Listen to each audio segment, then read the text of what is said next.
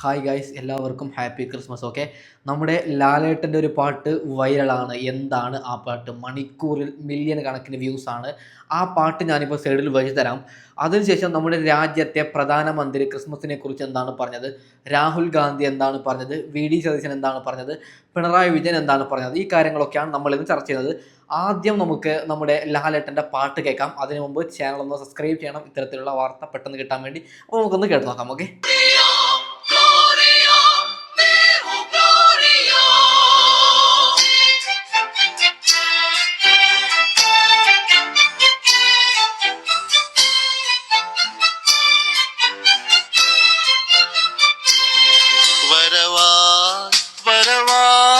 പുൽക്കൂടിൻ മടിയിലായി മിശിഹാ മിശിഹാ ശിശുവായ നരികിലായി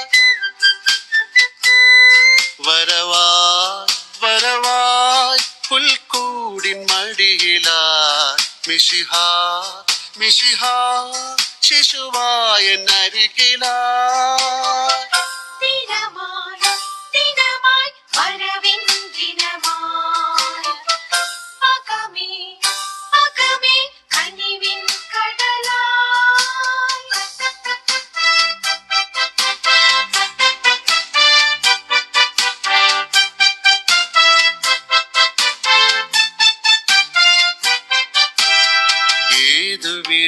നീരാവിൽ ഓടപ്പുൽക്കുടിലാകുന്നു, ഏതു ഹൃത്തിലും നീരാവിൽ ഓമൽ കുഞ്ഞു പിറക്കുന്നു.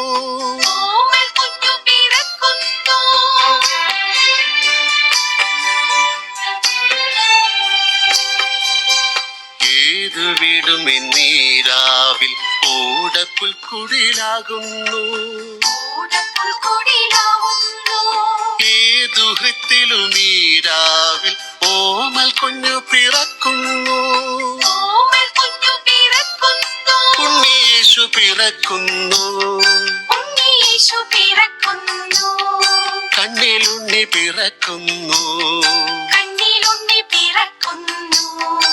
ഓശാന പാടിടാ ഒന്നായി പാടിടാ, ഓശാന പാടിടാ ഒന്നായി പാടിടാ. തമ്പേരിൻ താളത്തിൽ താളവഴക്കത്തിൽ പാടുക ക്രിസ്തുമസ് ഗീതം, ശാരോണിൻ മംഗളഗീതം. തമ്പേരിൻ താളത്തിൽ താളവഴക്കത്തിൽ പാടുക ക്രിസ്തുമസ് ഗീതം, ശാരോണിൻ മംഗളഗീതം. വരവായി പുൽക്കൂടിൻ മടിയിലായി മിശിഹാ മിശിഹാ ശിശുവായ നരികിലായി.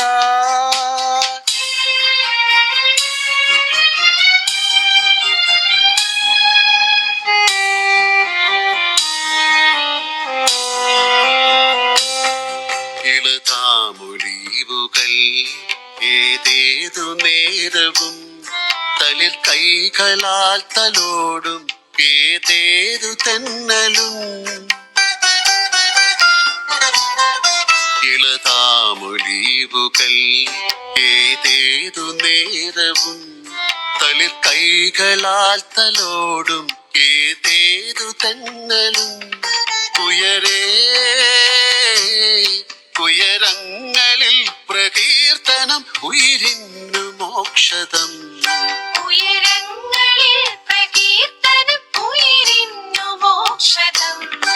ഓശാന പാടിടാ ഒന്നായി പാടിടാ, ഓശാന പാടിടാ ഒന്നായി പാടിടാ.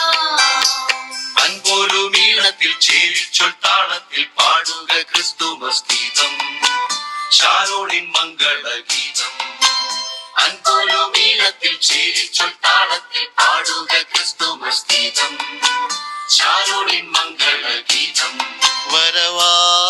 വരവായി പുൽക്കൂടിൻ മടിയിലായി മിശിഹാ മിശിഹാ ശിശുവായ നരികിലായി.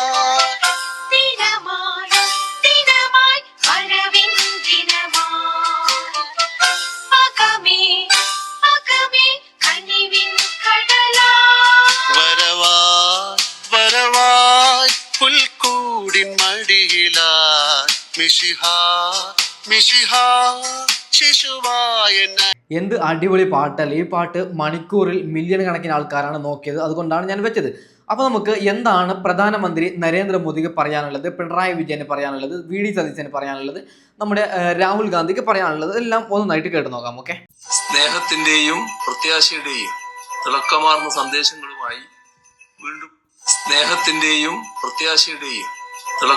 സന്ദേശങ്ങളുമായി വീണ്ടും ഒരു ക്രിസ്മസ് എത്തിയിരിക്കുന്നു.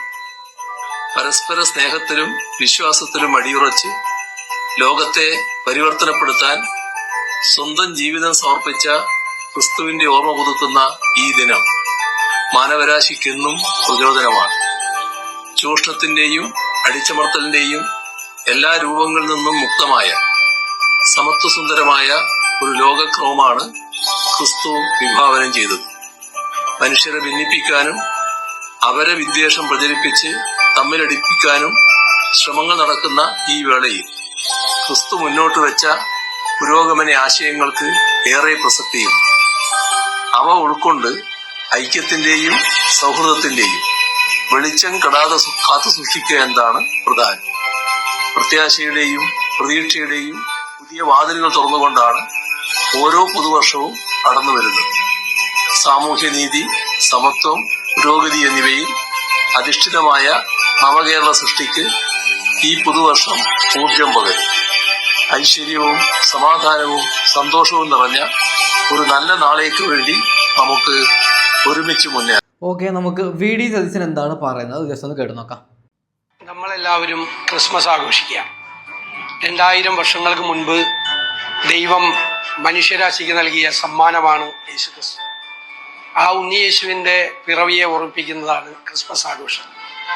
അതുകൊണ്ടാണ് ദൈവത്തിൻ്റെ സമ്മാനത്തെ ഓർമ്മിപ്പിച്ചുകൊണ്ട് പരസ്പരം സമ്മാനങ്ങൾ വിതരണം ചെയ്തു സ്നേഹത്തിൻ്റെയും സാഹോദര്യത്തിൻ്റെയും പാരസ്പര്യത്തിൻ്റെയും സന്ദേശം പങ്കുവെച്ചുകൊണ്ടും നമ്മൾ ക്രിസ്മസ് ആഘോഷിക്കുന്നത്. എല്ലാവരും സമാധാനത്തോടുകൂടി ജീവിക്കുക എന്നതാണ് ക്രിസ്മസിന്റെ സന്ദേശം.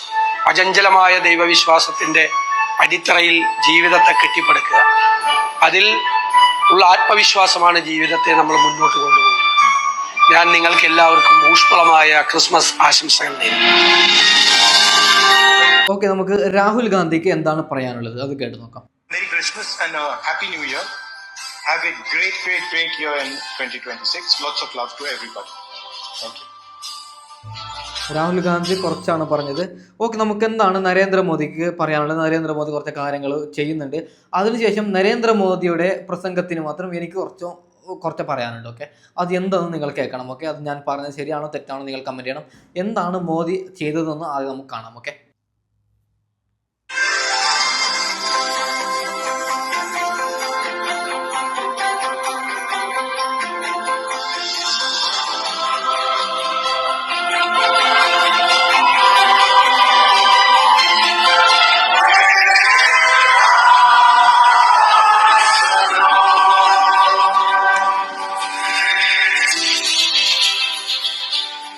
This holy and joyful festival of Christmas, we thank God for bringing us together in fellowship, hope, and thanksgiving.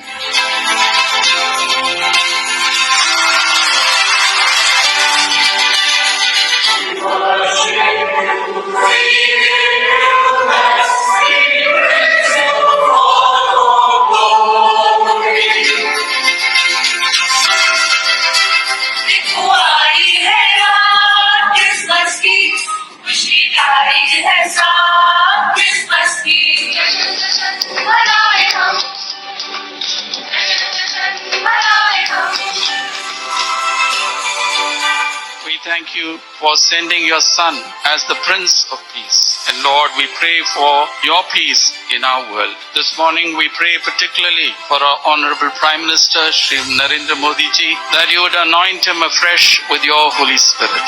Empower him, Lord.